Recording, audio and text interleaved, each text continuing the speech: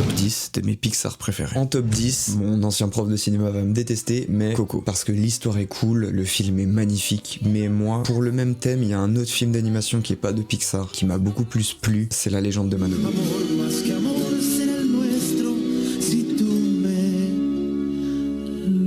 Alors désolé mon Coco, mais tu restes en place 10.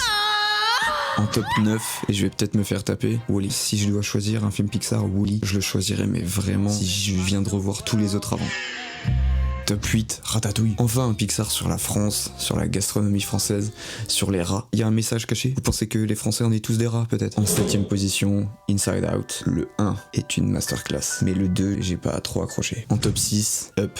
Là-haut, j'accrochais vraiment pas à ce film, j'ai pas dû le voir tant de fois. Par contre, quand je l'ai revu, je me suis dit, mais je suis passé à côté de ce film tout ce temps. J'adore ce film, mais il y a pas la nostalgie de quand j'étais petit. Top 5, Toy Story. Top 4, Le Monde de Nemo. Et Dory, les deux ensemble. Quand j'étais petit, je ne regardais que ça. Dory, j'aime un peu moins. Nemo, pour le coup, c'est des films que j'ai jamais vus en VO. Et il y a un petit problème sur la VF de Dory. J'ai rien contre Kev Adams, je dirais même que c'est un petit peu mon bro. T'es aussi sosie un peu vocal ou pas du tout? Non. Mais je pense que le doublage, c'est vraiment pas son domaine de prédilection. En 3ème position, Les Indestructibles. Alors là, il y avait tout ce qu'il me fallait quand j'étais petit et encore quand j'étais ado. Puis excusez-moi, hein, mais même les personnages secondaires, ils sont incroyables. Frozone. En 2ème position, je mets Monstres et compagnie. Je le mets en 2ème position parce que, excusez-moi, hein, mais juste le personnage de Bob Razowski suffit. Les punchlines. Non, alors là je rêve, hein, t'as un QI de bulot. Et en top 1, évidemment, j'ai mis Cars. Hey, Langdon, you ready?